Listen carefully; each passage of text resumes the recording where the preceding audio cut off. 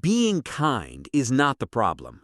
Being kind in a world that has learned exactly how to use your kindness against you, that is the problem, and the world has had a very long time to learn. There is a specific pattern of destruction that targets kind people almost exclusively. Not the cruel, not the indifferent, not the calculating, the kind. The ones who give without being asked, who absorb other people's pain without complaint, who hold the door open, not just literally, but in every relationship, every situation, every dynamic they enter, long after the person walking through has stopped saying thank you. If you are watching this, you are probably one of them, and you are probably exhausted in a way you cannot fully explain to the people around you. Not tired from doing too much, tired from giving too much to people who have learned that you will always give more. Machiavelli would not be surprised by a single detail of your situation. He had mapped this mechanism 500 years ago, with a precision that most people still find uncomfortable to look at directly. What he found was not a moral failing in kind people. It was an engineering problem, and engineering problems have solutions. By the time this ends, you will have them. You know the specific exhaustion of being the person everyone comes to, not because they respect you most, because they have learned you will not say no. You will absorb the extra work, the emotional weight, the impossible request delivered at the worst possible moment. And you will find a way to make it work. You will stay late. You will give the advice they never follow.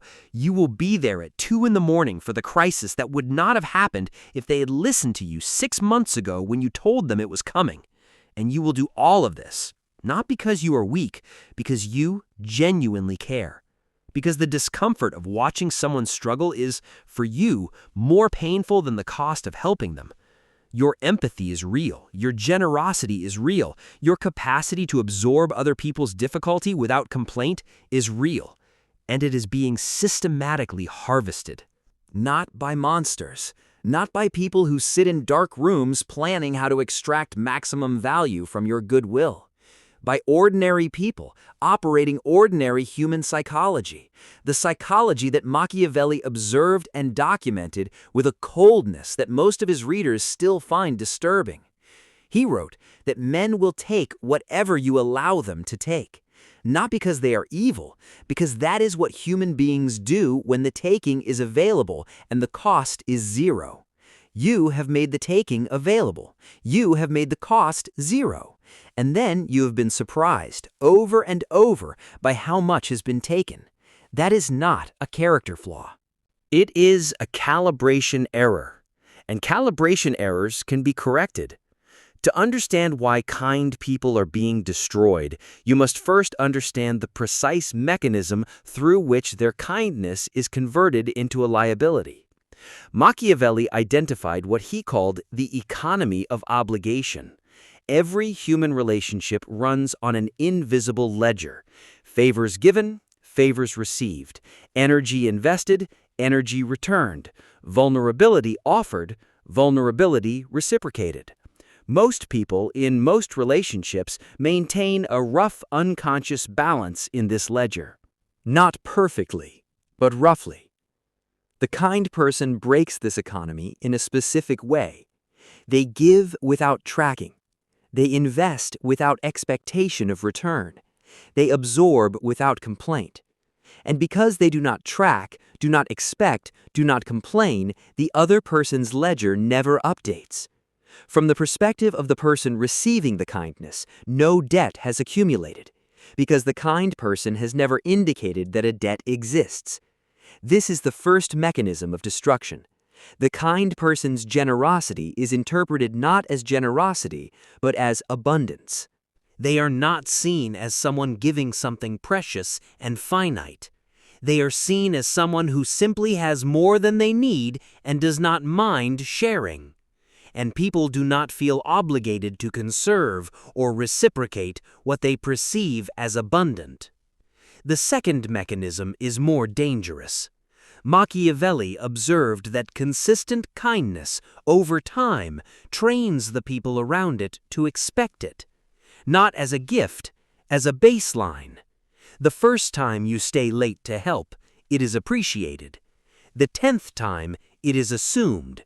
The 20th time, it is demanded.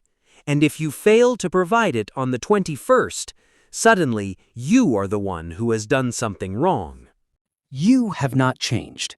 The expectation around you has changed. And you are being held accountable to an expectation you never agreed to and were never consulted about. The third mechanism is the one Machiavelli found most significant. He observed that in any power structure, any relationship, institution, family system, the person who demonstrates that they can be pressured will be pressured. Not because the people around them are cruel, because pressure that works is always applied again. Kind people are extraordinarily pressurable, not through threats or force, through emotional leverage, guilt, implied disappointment, the suggestion that if they do not help, something bad will happen to someone they care about. These are not weapons deployed consciously in most cases. They are the natural behavioral adaptation of people who have learned through experience that this particular lever produces a reliable result with this particular person. You are not being maliciously exploited in most cases. You are being mechanically exploited. The mechanism does not require malice. It only requires repetition. Here is where most people misread Machiavelli, and the misreading costs them the most useful part of his thinking. Most people believe Machiavelli was anti-kindness, that he advocated for ruthlessness as a general operating principle, that his famous observation, that it is better to be feared than loved, was a recommendation for cruelty. It was not. Read more carefully. Machiavelli wrote that a prince who wishes to maintain his position must know how to do wrong when necessary, but equally must know how to use goodness when it serves. He was not dismissing kindness. He was refusing to idealize it. He was making a distinction that most people who call themselves kind have never been willing to make. The distinction between kindness as a value and kindness as a strategy. Kindness as a value says, I give because giving is who I am. It is unconditional. It does not calculate. It does not adjust based on circumstances. Kindness as a strategy says, I give because giving in this specific situation, with this specific person, at this specific moment, serves the outcome I am building toward. It is conditional. It calculates. It adjusts. Machiavelli was not telling you to stop being kind. He was telling you to stop being kind unconditionally to people and situations that have demonstrated they will use your unconditional kindness as a weapon against you. He wrote in the Discourses that a man who wishes to make a profession of goodness in everything must necessarily come to grief among so many who are not good. He was not saying goodness is wrong. He was saying that goodness deployed without strategic intelligence is not virtue. It is vulnerability performing as virtue. The truly good person, in Machiavelli's framework, is not the one who gives without limit. It is the one who gives with precision, who understands the difference between genuine need and trained expectation, between a relationship that reciprocates and a relationship that extracts, between a situation that deserves their goodness and a situation that has learned to demand it. This precision is not coldness. It is the highest form of self-respect available to a generous person. It is the difference between a gift freely chosen and a resource being harvested without consent. But here is where it gets darker. Because the destruction of kind people is not sudden. It is slow. That is what makes it so effective and so hard to see until significant damage has already been done. Machiavelli observed that the most effective forms of damage are the ones that do not register as damage while they are occurring. The sudden betrayal is visible. It can be responded to. It can be grieved and recovered from. But the slow extraction, the daily, incremental, almost invisible taking from a person who has been trained not to notice or complain, that compounds over years into something that the kind person cannot name until one day they wake up and realize they have nothing left. Not nothing in the material sense in most cases, nothing in the energetic sense.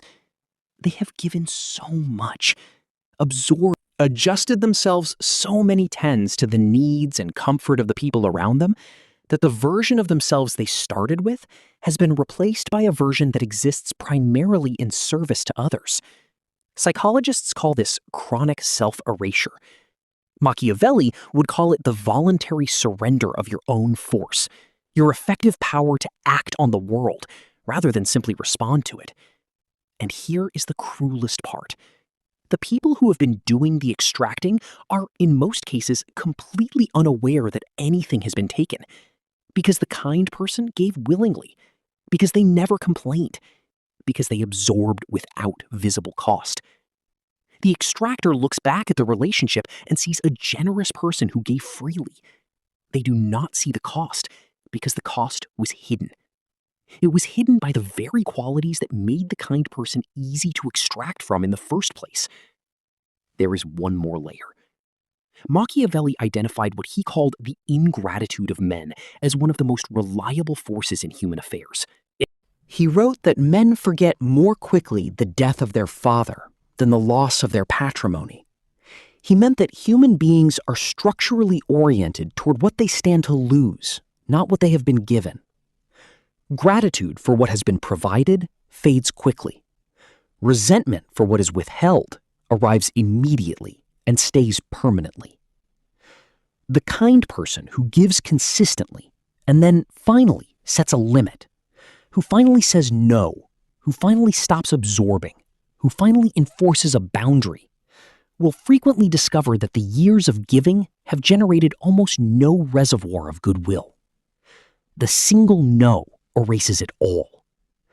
Not because the people around them are monsters, because gratitude is a burden that people naturally set down, and the memory of receiving is far shorter than the memory of being refused. And you cannot fix a mechanical problem without understanding the mechanism.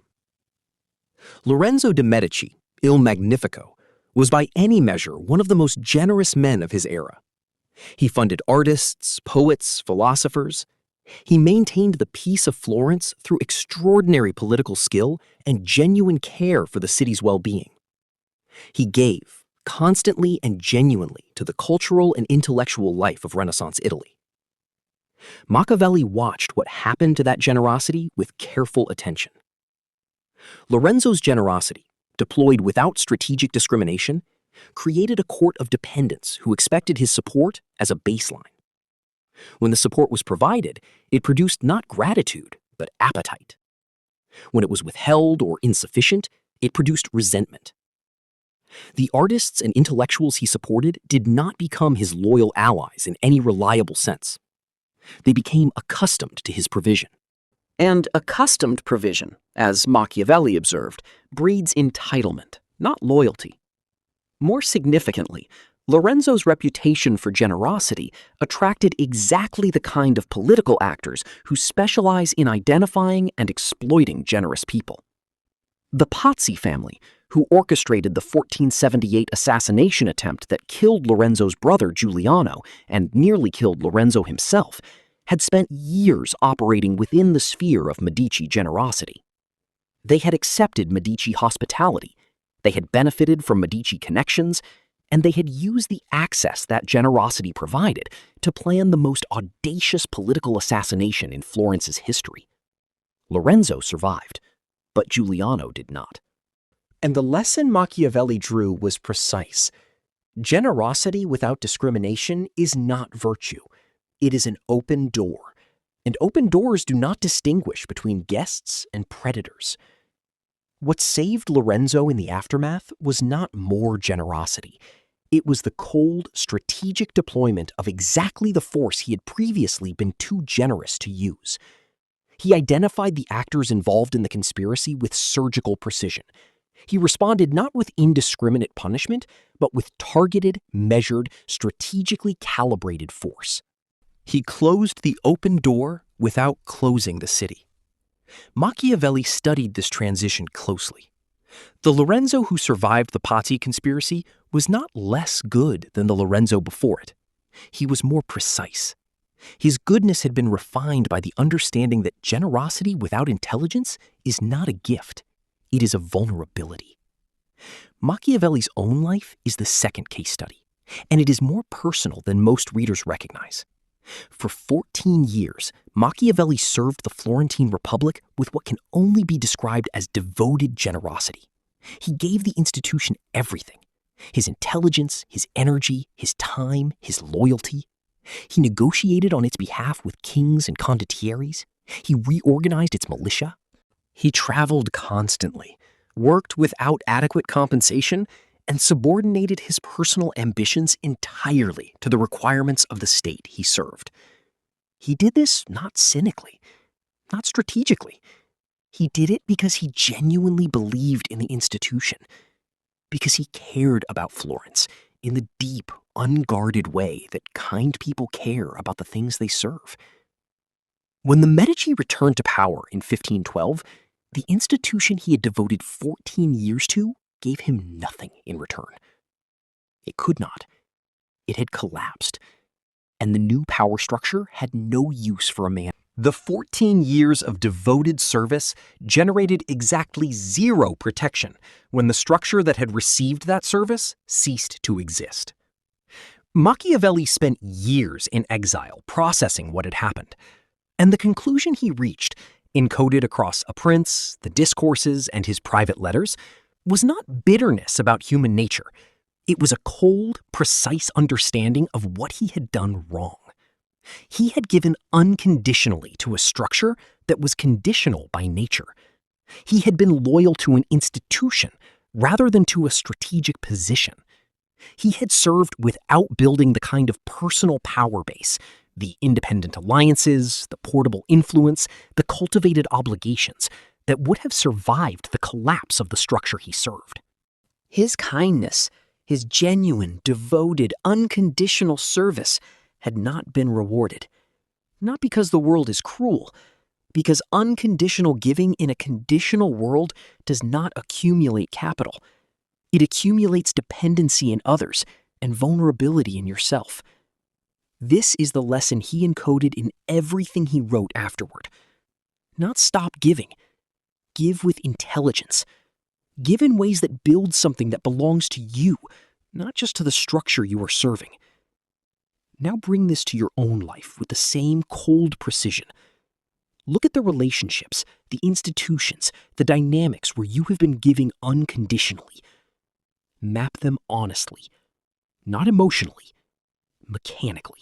Which relationships have generated reciprocal investment over time, and which have generated only increased expectation? Which people in your life have become more considerate as you have given more, and which have become less considerate, more demanding, more entitled? Which situations have rewarded your generosity with genuine recognition, and which have simply absorbed your generosity and expected more? Machiavelli would ask you one question, one cold, clarifying question that cuts through every rationalization you have constructed for why you keep giving to things that are slowly destroying you. If you stopped tomorrow, if you withdrew your generosity completely from the situations that are extracting it, what would actually collapse? In some cases, the answer will be something genuinely important, something worth preserving, something that reciprocates your investment, even if imperfectly. Those are the relationships worth protecting.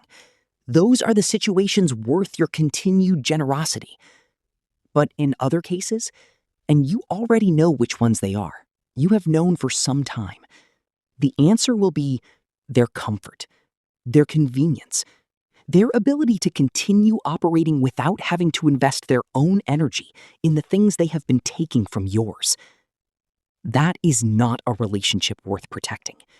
That is a dynamic worth dismantling. And dismantling it is not an act of cruelty. It is an act of precision. Every unit of that capacity spent sustaining a dynamic that extracts without reciprocating is a unit stolen from something that could actually be built. Here is what to do. Not as a general philosophy, as a practical architecture. First, keep your kindness. Do not let what you have just heard turn your generosity into suspicion. Your capacity to give, to absorb, to care deeply is not the problem. It is one of your most powerful assets. The problem is not the kindness. The problem is the absence of discrimination in how it is deployed. Second, audit your relationships using Machiavelli's economy of obligation. Not to keep score in a petty sense, to identify, honestly and without sentimentality, which relationships reciprocate and which extract. The ones that reciprocate deserve more of you. The ones that extract deserve less. This is not cruelty. This is calibration. Third, make your giving visible. Machiavelli observed that invisible generosity generates no obligation because no debt is perceived. When you give without indication that giving has cost you something, the recipient has no information with which to update their ledger. Make the cost visible, not through complaint, but through clarity. Not, I stayed late again, but I reorganized my entire week to make this happen. The information changes the calculation. Fourth, enforce the consequence the first time, not the 10th time, not after years of absorbed resentment. The first time a limit is tested and you fail to enforce it, you have established the terms of the dynamic. Every subsequent test will push further because the first push met no resistance. The consequence does not need to be dramatic. It needs to be real, and it needs to arrive immediately. Fifth, build your giving into structures rather than relationships. Machiavelli's deepest lesson from his own life was this: give to things that generate portable value, skills, networks, creative work, intellectual capital, rather than exclusively to people and institutions whose survival depends on your continued extraction. Give in ways that build something that belongs to you, even if the relationship or institution dissolves. Your kindness is not your weakness. Deployed without intelligence, it becomes one. Deployed with the cold precision that Machiavelli spent his life documenting, directed deliberately, conditionally, strategically, it becomes the most powerful tool for building lasting influence that exists. The kind person who learns to be precise is not less kind. They are kind in a way that can survive, in a way that does not consume itself, in a way that builds rather than depletes. That is not a compromise of your nature. That is your nature finally operating at its full capacity. Stop being kind to everything. Start being kind with intention. The difference between those two things is the difference between being slowly destroyed and building something that lasts. What you just heard is the framework, the specific psychological techniques for identifying extraction dynamics before they are fully established, how to read the early signals that a relationship is calibrating itself to take rather than reciprocate, how to redirect generosity without triggering the resentment that Machiavelli identified as the predictable response to withheld provision, and not because the algorithm censors compassion, because genuine strategic thinking about human relationships requires a depth of engagement that a public YouTube video cannot provide without being flattened into something harmless and therefore useless. The full architecture is behind the join button.